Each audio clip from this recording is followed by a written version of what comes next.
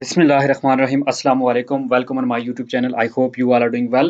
In this video, I'm going to discuss Unit 3 of मतालिया Pakistan यानी पाक study, जिस unit का नाम है दो कौमी नज़रिया और तहरीक पाकिस्तान पार्ट 1।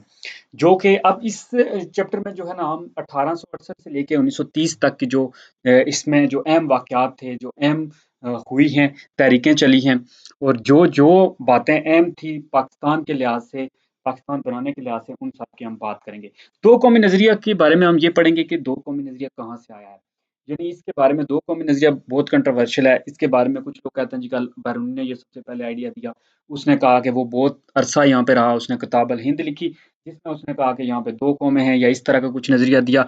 फिर कुछ लोग कहते हैं जी सर सैयद अहमद खान ने ये नज़रिया पेश किया था जी कि हिंदू और मुस्लिम जो हैं दो सेपरेट कौमें हैं। फिर अल्लामा इकबाल का कुछ कहते हैं। एमसीक्यूज़ भी इस तरह का आ जाता है जिसमें जो है ना वो सर सैयद अहमद खान का भी नाम आता है, अल्लामा इकबाल का भी आता है। तो वो फिर लोग जो है ना अल्लामा इकबाल का मेंशन करते हैं कि उन्होंने कौमों का दिया था, कि उनने कहा था जी कि मैंने यूरोप में भी देखा है, वहाँ पे जो कौम का निज़ाम है वो अलग है, लेकिन जो यहाँ पे इस्लाम जो है, मुसलमान जो हैं वो कौम है, हर लिहाज से वो जहाँ भी हों वो एक अलग कौम है, उनकी अलग पहचान है, उनका रहन-सहन, उनका खाना-पीना, उनका ज़िंदगी के तौर तरीके, उनके इबादत के तरीके, ये सारी चीज़ें मुख्तलिफ हैं। फिर हम तहरीक पाकिस्तान में देखेंगे। अब इसमें जो है ना 1859 तक हम बात कर चुके थे, जहाँ पे जो है ना वो वाज़ह तौर पे अब ब्रिटिश क्राउन जो था ना वो यानी जो ब्रिटेन वाले थे, इंग्लिस्तान वाले, वो बरसगीर की जो है ना उनकी बागडोर अब वो कंट्रोल कर रहे थे ऑफिशियली, यानी अब वो हुक्मरान थे और बरसगीर जो है ना अब यहाँ पे जो हुकूमत थी वो उनकी एजेंट थी। जो यहाँ पे लोग थे वो उनकी मर्जी थे, जो ना गवर्नर जनरल वो भेजते थे। फिर इसमें सर सैयद अहमद खान का हम रोल पढ़ेंगे कि सर सैयद अहमद खान ने कैसे जो ना 1870 में यानी 1867 में जो हुई थी ये उर्दू हिंदी की जो कंट्रोवर्सी हुई थी, तनाज़ा हुआ था कि हिंदू जो थे वो हिंदी को एज अ ऑफिशियल ज़ुबान जो है लॉन्च करना चाहते थे, जबकि मुसलमानों की जो ज़ुबान थी वो उर्दू थी। तो उस पे बात करेंगे कैसे जो है ना सर सैयद अहमद खान ने ये बात उससे वाज़िया हुई, हिंदुओं के जो इरादे थे वो वाज़िया हुए। फिर हम सर सैयद अहमद खान के जो एमओ कॉलेज वगैरह हैं उन कॉलेज का देखेंगे। तहरीक अलीगढ़ जो है जिसमें तालीम के बारे में उन्होंने बहुत ज़्यादा जो है ना काविशें की, कोशिशें की, यूनिवर्सिटी तक बनी उनकी। फिर बहुत से लीडर वहाँ से जो है ना वो उनने जन्म लिया उनकी तालीम से, और उन्होंने मुसलमानों को जो है ना इंग्लिश तालीम की तरफ राग़िब किया कि इंग्लिश तालीम भी ज़रूरी है, क्योंकि जो है ना वो तो अब इन चीज़ों की हम बात करेंगे। इस यूनिट का बेसिकली हम सबसे पहले तारफ़ देखेंगे कि इस यूनिट में हम कौन-कौन सी चीज़ों पे बात करेंगे। फिर यूनिट के मकासद देखेंगे कि मकसद में बेसिकली यही है कि यूनिट इस पढ़ने के बाद जो है ना तालिब इल्म जो होंगे या जो लोग पढ़ेंगे, सुनेंगे, वो इस काबिल हो जाएँगे कि वो दो कौमी नज़रिया की इब्तिदा कैसे हुई, दो कौमी नज़रिया है क्या? फिर मगरबी तालीम और तसव्वुरात क्या थे उनके, उसके जो है ना मगरबी तालीम जो थी, जो अंग्रेज़ों की तालीम थी, उन्होंने अपनी तालीम को आम तो करने की कोशिश की, लेकिन जहाँ के जो मुसलमान थे उनका उस तालीम के बारे में क्या राय थी। फिर एक कौम या दो कौम है, ये नज़रिए की क्या हकीकत है? बरसगीर में क्या कुछ लोग कहते थे कि एक कौम है, जैसे हिंदू थे वो ऐसे कहते थे कि जो यहाँ पे रहते हैं वो बाहर ये बताते थे कि यहाँ पे जो भी रहने वाले हैं वो सारे एक ही कौम है, एक ही नेशन है। तो एक है या दो है, ये नज़रिया हकीकत। फिर इस पे कुछ सवाल। फिर सर सैयद अहमद खान की हम देखेंगे तहरीक अलीगढ़ क्या है, यानी जिसमें उन्होंने तालीम के लिए बहुत ज़्यादा कोशिशें की, सियासी उनकी बहुत ज़्यादा खिदमात हैं। फिर सर सैयद अहमद खान की शख्सियत के बारे में, मुसलमान और हुक्मरान कौम, यानी मुसलमान और अंग्रेज़ों के दरमियान जो ताल्लुक है, मुसलमान अंग्रेज़ों के बारे में क्या रखते थे राय। मुसलमान और मगरबी तालीम, मुसलमान अंग्रेज़ी से जो है नफ़रत करते थे, वो समझते थे ये अंग्रेज़ों की है, अगर कोई मुसलमान ये सीखेगा तो वो फिर दीन से जाएगा। इस तरह कॉलेज का क़याम। फिर अलीगढ़ का किरदार क्या है तहरीक अलीगढ़ का, यानी कॉलेज की बाज़ जो मुश्किलात थी शुरू में, और फिर ऑल इंडिया जो मॉडर्न एजुकेशनल कॉन्फ्रेंस है, मगरबी तालीम और कांग्रेस का क़याम, यानी 1885 में जो कांग्रेस का क़याम हुआ। फिर कांग्रेस के मतलबात क्या थे उस वक़्त, क्योंकि कांग्रेस उस वक़्त जो थी वो ऑल इंडिया, पूरे जो ऑल इंडिया थी उसकी ये रिप्रेजेंटेटिव थी, उसकी रिप्रेज़ेंट कर रही थी। फिर उर्दू ज़ुबान की तारीख़ी हैसियत क्या थी, हुकूमत का फ़ैसला और उर्दू और सियासत। तो ये सारी चीज़ें जो ना हम इस वीडियो में बेसिकली जो है वो पहला पार्ट में हम डिस्कस करेंगे इस चैप्टर नंबर 3 के। तो बात करते हैं यूनिट का तारफ़। बेसिकली यही है कि इस यूनिट में हम तहरीक पाकिस्तान के जो इब्तिदाई दौर है उसकी बात करेंगे, जो 1868 से लेके 1830 तक फैला हुआ है। इसमें हम तमाम जो वाक़यात, तब्दीलियाँ और रहनुमा आई हैं, जो मुसलमानों का मिली तशख़्ख़ुस उभरा, फिर सर सैयद नूर खान और अलीगढ़ के जो भी इसमें जो है ना वो किरदार है उसकी हम बात करेंगे। यूनिट के मकासद की बात करें तो यूनिट को पढ़ने के बाद जो तालिब इल्म है वो एक तो मुसलमान और हिंदू के दरमियान जो तहज़ीबी फ़र्क है उसकी वज़ाहत कर सकेंगे, क्या फ़र्क था जिसकी वजह से दो कौमी नज़रिया देना पड़ा। फिर मुसलमानों पर जो है ना वो बरतानवी हुकूमत का जो एतमाद था वो बहाल करने के सिलसिले में सर सैयद अहमद खान की तालीमी, माशी और जो भी सियासी जो उनने रहनुमाई की, जो उन्हें खिदमात दी, उनका करेंगे मुताला। फिर मुसलमानों में मिली शऊर पैदा करने में मुस्लिम लीग के किरदार की वजाहत और मुसलमान और हिंदू में इत्तेहाद पैदा करने के लिए कायदे आज़म की कोशिशों की नाकामी के असबाब बता सकेंगे। अब सबसे पहले दो कौमी नज़रिया क्या है? दो कौमी नज़रिया के बारे में जो इब्तिदा है, इस इस्तिलाह के बारे में जो है ना किरदार पाकिस्तान के 1940 में किरदार पाकिस्तान के मंजूर होने के बाद कसरत से इस्तेमाल होती चली गई। यानी उसके बाद जो है 1940 में जब किरदार पाकिस्तान मंजूर हुई, तो उसके बाद ये कसरत से इस्तेमाल हुई। लेकिन क्या है कि कहते हैं जी कि ये आई कहाँ से? यानी कि इसका सेहरा किसके नाम जाता है कि ये इस्तिलाह किसने सबसे पहले इस्तेमाल की थी? कुछ लोग कहते हैं जी कि ये हो सकता है कि पंडित जवाहरलाल नेहरू के ज़रख़ेज़ दिमाग हो, उनके दिमाग में ये बात हुई हो, उन्होंने कहा हो कि मुसलमान जो है वो अलग कौम एक बनना चाहते हैं और इस तरह। फिर या फिर किसी हिंदू के जो अख़बार है, उसने ये लिख दिया हो, जैसे ट्रिब्यून है, उसने ये लफ़्ज़ इस्तेमाल किया था। तो ये बात जो है ना, ये इस लिहाज़ से जो है ना, इस बात पे बहुत ज़्यादा बहस चलती है कि ये आख़िर किसने दो कौमी नज़रिया जो है वो इस्तेमाल किया। तो मुसलमानों के जो है ना अलग वतन की जो बेसिकली मुतालबे की जो बुनियाद थी वो यही थी, दो कौमी नज़रिया। मुसलमान इसी का सहारा लेते थे। फिर ऑल इंडिया जो मुस्लिम लीग के सालाना इजलास जो मुनक्कदा हुआ था 1940 में, जिसकी सदारत जो था कायद आज़म ने की थी। उसके लिहाज से उन्होंने ये कहा था कि जो मुस्लिम है वो हर लिहाज से एक नेशन है। तो इस वजह से कुछ जो है ना कांग्रेस के लीडर जो थे वो ये कहते थे कि ये बरसगीर जो है ना वो, क्योंकि जो कांग्रेस के लीडर थे जो हिंदू थे, वो मोस्टली जो है ना ये मेंशन करते थे। कांग्रेस के लीडर में मुसलमान भी कुछ थे, लेकिन वो ये मेंशन करते थे कि जो जो भी बरसगीर में बस रहे हैं ये सारे एक कौम है, एक नेशन है। तो फिर अल्लामा कायद आज़म ने जब ये मेंशन की तो फिर उसके उलट हो गया। मगरबी तालीम और ये बात यहाँ तक क्लियर होगी कि क्या है दो कौमी नज़रिया, कि कायद-ए-आज़म ने 1940 में इस्तेमाल किया ये लफ़्ज़ कि मुसलमान जो है वो हर लिहाज़ से एक कौम है, तो तब जाके जो है ना हिंदू पंडित जो हैं उनकी ज़ुबान पे भी आई और फिर अख़बार में भी आ गया कि जो है वो 2 कौमें हैं, यहाँ पे 2 नेशन हैं। जबकि हिंदू जो थे वो पहले 1885 से लेके कांग्रेस के जो भी लीडर थे वो कहते थे कि बरसगीर में जो भी बसते हैं वो एक कौम है, एक नेशन है। मगरबी तालीम और सवरात, मगरबी तालीम के लिहाज से देखें कि इससे पहले तो अंग्रेज़ जहाँ तक जब नहीं आए थे तो तब तो लोग को ये नेशन, नेशनैलिटी इस तरह की कुछ चीज़ें पता नहीं थी। सब लोग इकट्ठे रहते थे। ना जो मुसलमान थे वो हिंदू को तंग करते थे, ना हिंदू मुसलमानों को तंग करते थे। ये था कि मुसलमान जो है ना, यहाँ पे मुसलमानों ने तकरीबन 1000 साल हुकूमत की है, लेकिन मुसलमानों ने कभी जो है ना हिंदू को कोई फ़ोर्स नहीं किया था कि वो मुस्लिम हों। तो ये कलकत्ता, मुंबई और मदारस की जो यूनिवर्सिटियाँ थी, ये 1856 में कायम हुई थी। यानी अंग्रेज़ों के यहाँ पे आने के बाद। तो इनमें जो तालीम पाने वाले लोग थे, वो अक्सर जो थे ना, वो बेंथम और मिल, ये जो 2 फ़िलॉसफ़र हैं, इनका बहुत ज़्यादा मुताला करते थे, जिनके मुताबिक ये था कि वो हिंदुस्तान में जो भी रहने वाले हैं, वो जिस तरह बशिंदे यूरोप में एक कौम होती है, जो भी एक मुल्क में रह रहे होते हैं, इसी तरह ये भी जो है ना, बरसगीर में भी लोग इसको यही कहते थे। तो हिंदुस्तानियों के हाथों होनी चाहिए। तो ये, लेकिन एक बात ये मानते थे कि जो पढ़े-लिखे लोग हैं कि जिस तरह वहाँ की जो भाग-दौड़ है, वहाँ के मकामी बाशिंदों की है, इसी तरह जहाँ की जो हुकूमत है, ये भी मकामी बाशिंदों यानी बरसगीर के लोग के हाथ में होनी चाहिए।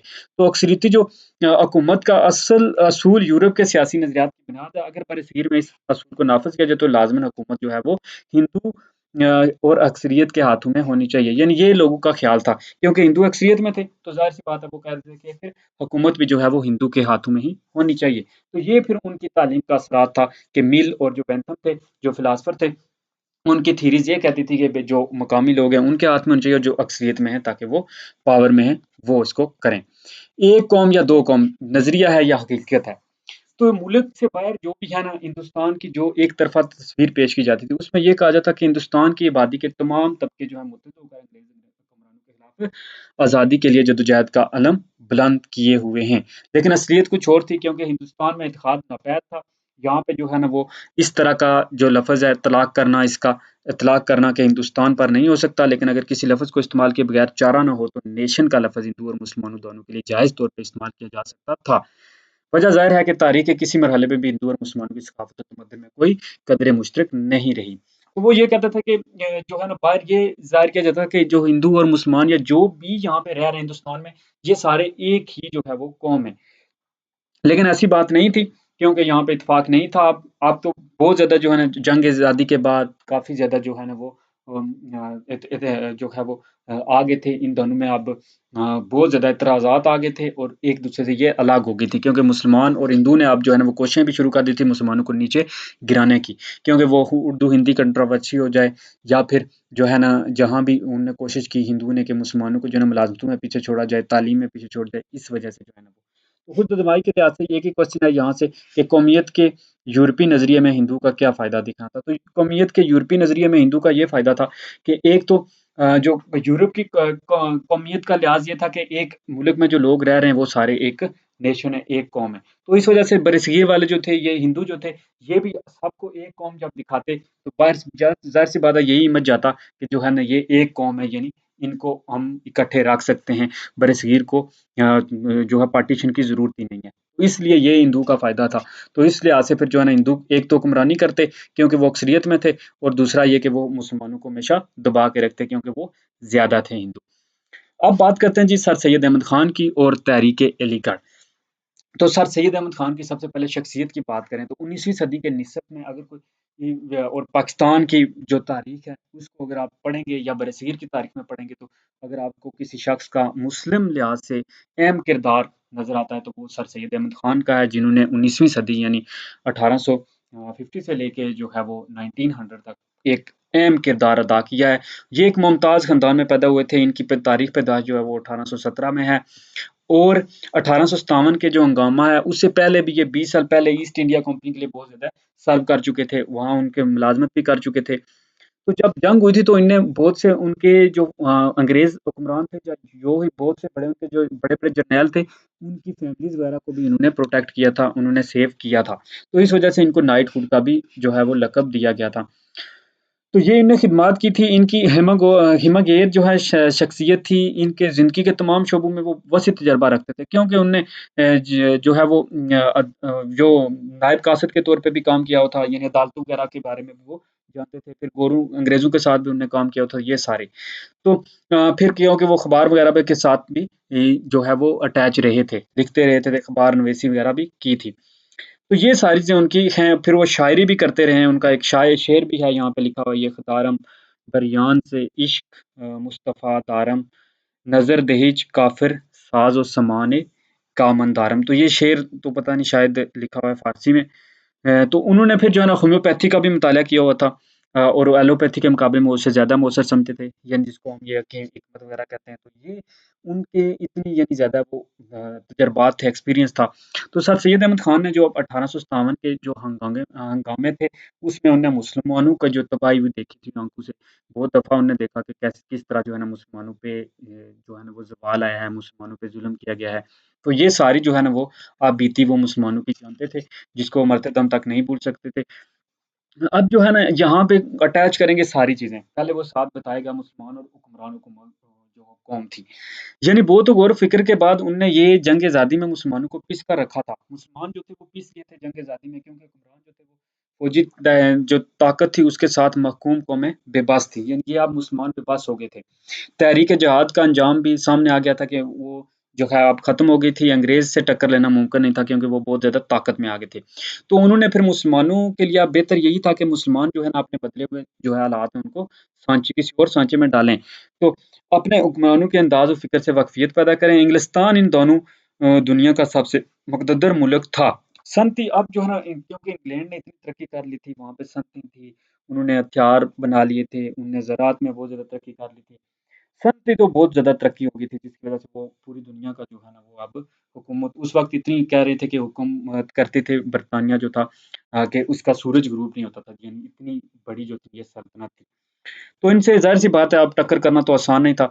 फिर जो है ना 1869 में जब सर सैयद अहमद खान हिंदुस्तान में चले गए, तो वहाँ उन्होंने देखा वहाँ का यहाँ का जो निज़ाम तालीम है वो काबिले रश्क नज़र आया, और उन्होंने महसूस ये किया कि तालीम सिर्फ़ जो है ना किताबों को रटने का नाम नहीं है, बल्कि ज़िंदगी गुज़ारने बामक़सद ज़िंदगी गुज़ारने का एक ज़रिया है। तो उन्हें असल में तालीम का मतलब समझ में आया।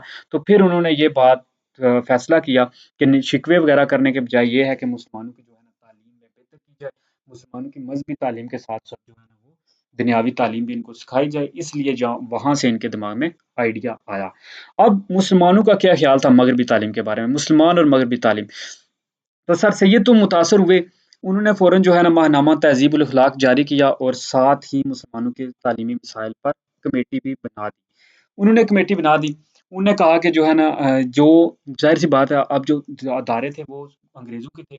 अंग्रेज़ आस्ता-आस्ता बात ये करते जा रहे थे कि मुसलमानों की जो भी तालीम थी यानी उर्दू, अरबी वग़ैरह को वो ख़त्म करते जा रहे थे। उनकी यही मकसद था कि सिर्फ़ वो इंग्लिश वग़ैरह लॉन्च करें। अब इसके बारे में ये था कि जो मुसलमान थे वो अपोज़िट थे। वो ये समझते थे कि अब जो अंग्रेज़ हैं वो तालीम जो है ना मुसलमानों के लिए नहीं रही मुनासिब, क्योंकि ज़ाहिर-सी बात है वो कॉलेजों वग़ैरह में तब्दीली तो कर ही रहे थे। तो मुवाक़िफ़ नहीं रही है मुसलमानों के लिए औलाद के लिए तालीम, तो वो लोग कुछ भेजते भी नहीं थे, लेकिन तालीम ज़रूरी भी थी। तो ये उन्होंने फिर जो कमेटी बनाई थी, उस कमेटी ने जो है ना रिपोर्ट शाया की थी, जिसके अहम दस्तावेज़ जो हैं 1872 में शाया हुई थी। माहिरीन तालीम की राय में इसकी अहमियत अब मुस्लम है। इस रिपोर्ट में मौजूदा मिसाली कॉलेज की स्कीम और तरीक़ा तालीम भी मुदर्रज था। तो उन्होंने फिर बताया कि हमें खुद के कॉलेज बनाने होंगे और उसमें स्कीम भी दी कि किस तरीके से हमें तालीम जो है अब मुसलमानों को देनी होगी, ताकि मुसलमानों को जो है वो दोबारा नुमायाँ किया जाए, दोबारा आगे लाया जाए। फिर उन्होंने जो कॉलेज का क़याम किया। अब कॉलेज के क़याम तो आ गया, लेकिन इब्तिदाई मुश्किलात ये थी, कॉलेज के क़याम का आइडिया तो आ गया कि कहाँ पे उसको लॉन्च करें, कहाँ पे उसको कायम करें। तो कुछ लोगों ने कहा कि दिल्ली, ज़्यादातर जो लोग थे वो दिल्ली को भी प्रेफ़र करते थे, लेकिन कुछ जो करीबी लोग थे उन्हें अलीगढ़ भी को भी तरजीह दी। तो सर सैयद अहमद ख़ान की को दिल्ली से बहुत ज़्यादा प्यार-मोहब्बत थी। लेकिन उनने शहर को दिल्ली का उन्होंने कोना-कोना छाना हुआ था और जो एक मज़बूत किताब थी असार-ए-सनादीद, वो भी लिखी हुई थी। लेकिन इसके बावजूद जो है ना 1857 के जो हंगामा हुआ था, उसमें दिल्ली को तर्क कर देने का मुसम्म वो इरादा कर चुके थे। जंग के बाद यहाँ के मुसलमानों की दर्दनाक हालत सर सैयद से देखी नहीं जाती, तो दिल्ली वालों को एक और सज़ा ये दी गई थी कि इस शहर को हुकूमत पंजाब के हवाले कर दिया जाता, जहाँ आप अफ़सर अपने आप को कानून और इंसाफ़ के तकाज़ों का पाबंद नहीं समझते थे। यानी दिल्ली अब पंजाब के साथ था। तो फिर जो है ना उन्होंने कहा कि कॉलेज जो है ना वो अलीगढ़ में बनाएँगे। अलीगढ़ का किरदार, कॉलेज जो है ना अपनी मदद आप के तहत उन्होंने दरख्शां उसको मिसाल था, यानी अपनी मदद आप के तहत बना लिया। अब यहाँ पे जो है ना मुसलमान तलबा आकर दाखिला भी लेते थे, जिसमें बंगाल, पंजाब वो सब इलाकों से आते थे। वो अपना इलाका नहीं ज़ाहिर करते थे, बल्कि एज़ अ मुसलमान जो है ना वो पहले समझते थे और सब जो है ना वो भाइयों की तरह रहते थे। अब इसमें फ़ाज़िल असातिज़ा की मौजूदगी थी, अकामती तरीक़ा तालीम था, मर्दाना खेलों का इंतज़ाम, यूनियन की सरगर्मियाँ, अलीगढ़ बेमिसाल सोशल लाइफ़ की इम्तियाज़ी ख़ुशियातें थी। यानी सारे जो थे ना वो अब इकट्ठे हो गए थे मुख्तलिफ़ जगहों से। तो यहाँ सिर्फ़ जो किताबें नहीं पढ़ाते थे, बल्कि वो उनकी तरबियत भी करते थे, उनके अख़लाक में, हर चीज़ में जो है ना वो चीज़ें लाते थे। तालीम जो कॉलेज था ये बेसिकली जो है ना वो अंग्रेज़ी तालीम के लिए खोले गए थे। अलीगढ़ में जो है ना वो मुस्लिम कौमियत का शऊर परवान चढ़ा। ये कहना तो दुरुस्त नहीं होगा कि इससे पहले मुस्लिम कौमियत का तसव्वुर मौजूद ना था, लेकिन जो है ना इसने मुसलमान जो थे ना वो अपने आप को एक कौम समझे, लेकिन अलीगढ़ की इकामती ज़िंदगी और लाज़मी मज़हबी तालीम से इस जज़्बे को उबारा और ताज़ा रखा, जो कि एक नाक़ाबिल तफ़सीर क़ुव्वत बनाया। सर सैयद ने एक मौके पर ये कहा था कि हमारा सच्चा कलमा जो है वो ला इलाहा इल्लल्लाह मुहम्मद रसूलुल्लाह है और इस पर यकीन करने से कौम हमारी कौम है। अगर तुमने सब कुछ और इस पर यकीन ना किया तो तुम कौम नहीं बन सकते। ये इन्होंने कलमे की अहमियत बताई थी।